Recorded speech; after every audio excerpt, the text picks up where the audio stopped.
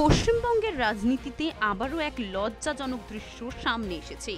তৃণমূল কংগ্রেস ও তাদের অভিযুক্ত বিধায়ক জীবনকৃষ্ণ সাহাকে ঘিরে গুরুতর অভিযোগের ঢেউ ছড়িয়ে পড়েছে রাজ্য জুড়ে।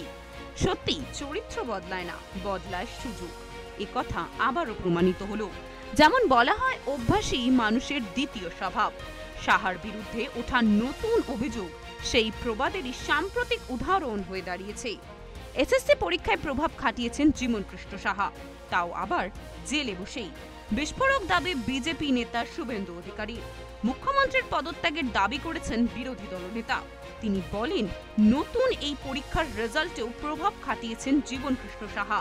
জেলে ফোন ব্যবহার করেছেন তিনি। মুর্শিদাবাদের বড়গ্গার বিধায়ক জীবনকৃষ্ণ সাহার বিরুদ্ধে বিস্ফোরক অভিযোগে তোলপাড় ফেলেছেন রাজ্যের বিরোধী দলনেতা শুভেন্দু অধিকারী। তিনি অভিযোগ করেছেন, জেলে বসেই শিক্ষক নিয়োগের জন্য টাকা তোলা হয়েছে, আর সেই টাকা তুলেছে তৃণমূল বিধায়ক জীবনকৃষ্ণ সাহা। জানা গেছে, জীবনকৃষ্ণ সাহা এর আগেও শিক্ষক নিয়োগ কেলেঙ্কারিতে দুবার গ্রেফতার হয়েছিলেন।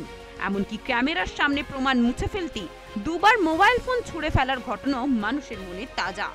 আর এখন দলীয় আশ্রয় ও প্রশাসনিক শৈলেত্যের সুযোগ নিয়ে তার বিরুদ্ধে নতুন করে অভিযোগ ওঠায় বহু প্রশ্ন তৈরি হচ্ছে। এ শুধু বিচার ব্যবস্থার সামনে চ্যালেঞ্জ নয়, এটি দেখাচ্ছে যে রাজ্যের কারাগারগুলি কোথাও রাজনৈতিক কার্যকলাপের সম্প্রসারণে পরিণত হচ্ছে না তো, এ প্রশ্ন উঠছে।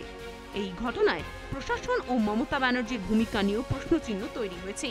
যদি ভয়েস স্যাম্পলের ফরেনসিক পরীক্ষায় অভিযোগ সত্য প্রমাণিত হয়, তবে সংশ্লিষ্ট কর্তাদের বিরুদ্ধে ব্যবস্থা নেওয়া শুধু জরুরি নয়, অত্যাবশ্যক।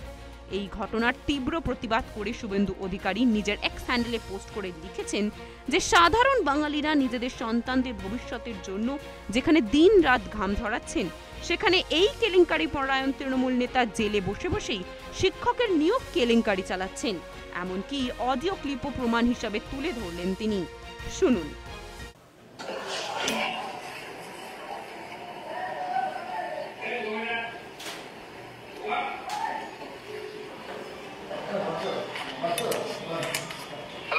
হ্যাঁ স্যার, বলছি টাকাটা চলে এসছে। হ্যাঁ, আমি পাঠাচ্ছি, ঠিক আছে।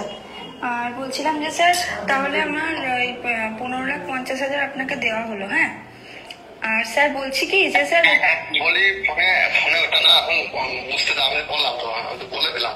আচ্ছা ঠিক আছে, আর তুই বারবার আচ্ছা ঠিক আছে বেশ। স্যার বলছি কি যে ওইটা এরা কেটে নিল। এখন প্রশ্ন, এটাই কি তবে তৃণমূলের নয়া বাংলা, যেখানে জেলের ভেতর থেকেও শিক্ষক নিয়োগের বাজার চালু থাকে আর সরকার চোখ বন্ধ করে বসে থাকে? মমতা বন্দ্যোপাধ্যায়ের নীরবতা প্রশ্ন তুলছে। এই দুর্নীতির নাবিকরা কি সত্যি একা চলে, নাকি পুরো নৌকাই একই জলে ভাসছে? বাংলার ভবিষ্যৎ যেখানে বিক্রি হয়, সেখানে ক্ষমতাসীন দলের নৈতিকতার কথা বলা হাস্যকর।